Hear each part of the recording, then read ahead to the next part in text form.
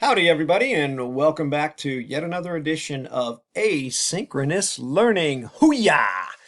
I hope everyone's doing great today. Sun's out and hopefully going to get this thing rolling for real this week. All right, folks, as you'll notice, I'm wearing my purple shirt today, and the reason for that is because it is Purple Up for the military. So again, we have so many students in our school whose families are members of the military. So a huge shout out goes to all of you, as with all of our thanks and gratitude for your service.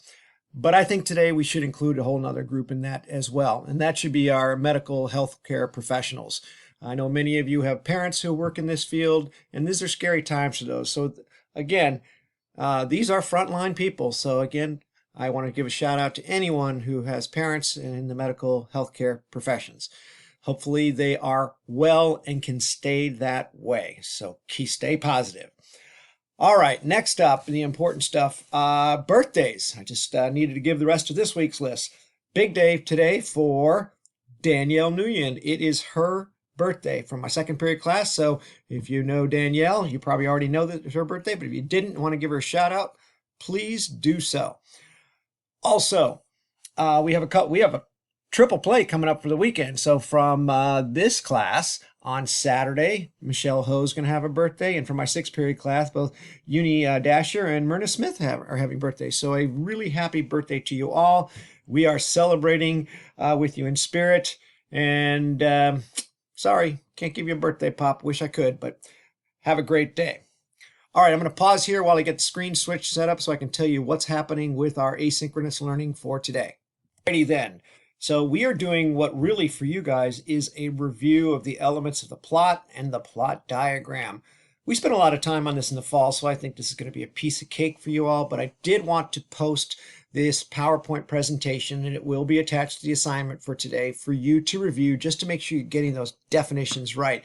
What is that distinction between initiating event and what really defines the climax? So keep that in mind as we go. All right, so with that in mind, here is the activity you're going to be doing. I'm going to explain how that should be done. Close out of this, and we are going to open up this. So this is a plot diagram that you're going to fill out. Now, my hope is that you guys will feel comfortable filling this out based on your Literature Circle novel. So be it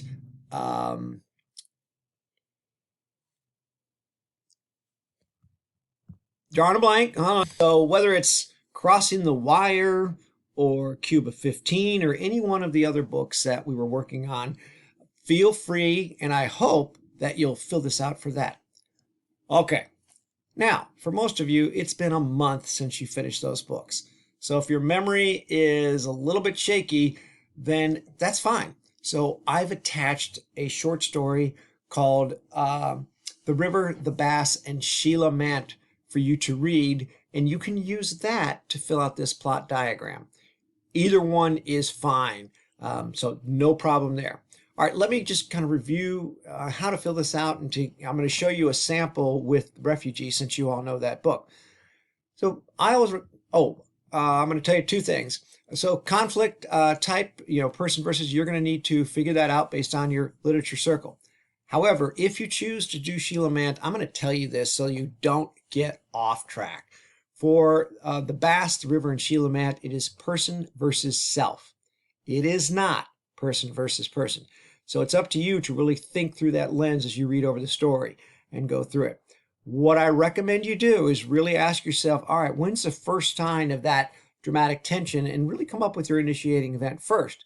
That enables you to go back and then say, all right, what are some of the different things we learn about either characters or setting in the exposition?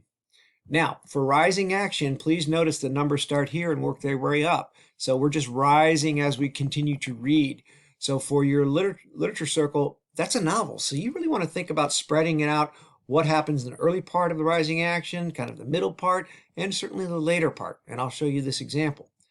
Remember for climax, as I put in the PowerPoint on those notes, It's that point of no return. Remember, we talked about the rubber band. It either keeps stretching out and stretching out until you reach a point where all of a sudden that tension begins to lessen, and the story goes in a new direction without the dramatic tension. Or sometimes it simply breaks. Novels tend to have a whole lot of falling action. Short stories, usually very little. And so we'll look at this again with Refugee, and then of course your resolution. So I think you guys should have no problem with that.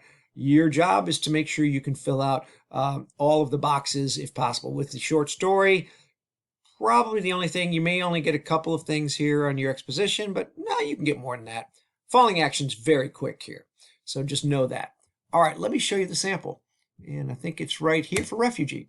Now mine looks different from the form because I originally envisioned you using a different format, but realized that it had some problems. You don't need to worry about point of view. We're going to get into that later. All right, so for Refugee, we have basically 3 storylines. So in some ways, this made it a little bit complicated, but in other ways, it made it easy because you're following 3 characters through. So I had to keep that in mind. So my first question to myself is, what really is the beginning point of the main conflict when we know they're in conflict with the society in which they live? So I'm going to show you my initiating event. So for Yosef, it's really right at that beginning of his story when they're arrested, his father's arrested during Kristallnacht when their apartment is invaded, and really the soldiers trash their apartment. For the Castillo family, for Isabel, we realize that they have no freedoms in Cuba, and they are unhappy with life in Cuba, and they want to get off of Cuba. And once we find out that Cuba has given them the opportunity to leave by declaring that anyone who wants to can go, they can go. I probably should have included that here, but I didn't. For Mahmoud, it's pretty straightforward. He tells us, to survive, he has to be invisible, but much more. Once their apartment is bombed, they got to go. There's no question about it. All right, so what the heck is before that? Because that pretty much happens at the beginning of the stories. So just real simple. We meet Joseph. It's 1939 Germany. Isabel's in Cuba, and it probably should have said in the 1990s, and Mahmoud's in Syria in 2015. I should have included those details. All right, now I'm going to just walk you through this. So here we go. So I just jumped around between the 3 stories to try and fill out my rising action. And each story has its own plot, but they all kind of follow the same progression. So we know that one of the things we learned early off, Yosef's father jumps off the ship, he's abandoning the family, and now Yosef has to be the man of the family. One of the key events later in the book is that we learn Isabel's boat is almost hit by a tanker. Another one for Mahmoud's family, that they are placed in a detention in a Serbian camp. I jumped pretty far ahead for this, just so you know, but there's plenty of other key events that happen. For Isabel's family, right before they reach the beach of Florida, Isabel's mother goes into labor. Yosef's ship, and the last thing, it returned to Europe/Germany, because again, that is the key rising action, because we haven't reached a point of no return for any of these people yet. However, when Yosef sacrifices himself so that his sister Ruthie can live, that is a dramatic point of no return, and for obvious reasons. We know once Mahmoud's family safely makes it to Germany and are taken in, they are not going back to Syria. Their struggle is over. Same thing for Isabel's family. When they land on that beach, they have feet on the sand, so they are safe. And of course, with that, her mother's child is born right about that time as well. So what do we have in the falling action? We have a number of different things, but here we learned Ruthie reveals that Isabel's pappy was nice to her.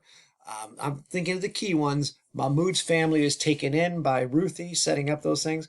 I could have included the fact that Isabel went to school and played the Star-Spangled Banner, but a Cuban Latin twist to it. And the resolution is when all 3 of these stories are clearly brought back together, because Ruthie shows the kindness and love and the connections between each one of them. So that's it. It's pretty straightforward. Hopefully you don't have too many questions on that. If you do, please check in.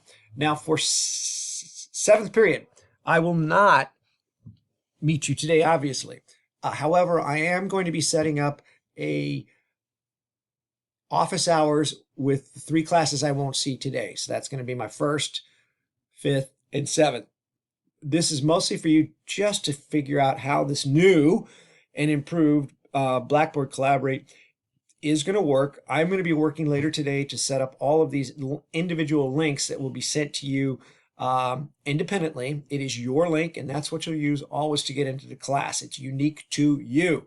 So make sure you are aware of that. You're not going to have to go through trying to get onto Blackboard because it's a nightmare, as we all know now. So keep that in mind. So that would be for my 7th period. My 6th period class, we are going to meet at our regularly scheduled time on Friday. Okay. Excuse me, I said 6, I meant 7th. Second period class. We'll meet on Friday, and both Friday and tomorrow are going to be a way just to meet and greet, chat with each other, get used to this format, talk about some of the expectations, how we're going to use it, and try to get us going, get us reconnected. So that's what's on tap.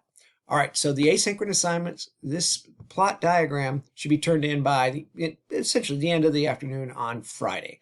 I don't think this is going to challenge you too much. You guys know this pretty well, but this is the key learning piece. I forgot to say at the beginning, and I should have, but I'll say it now.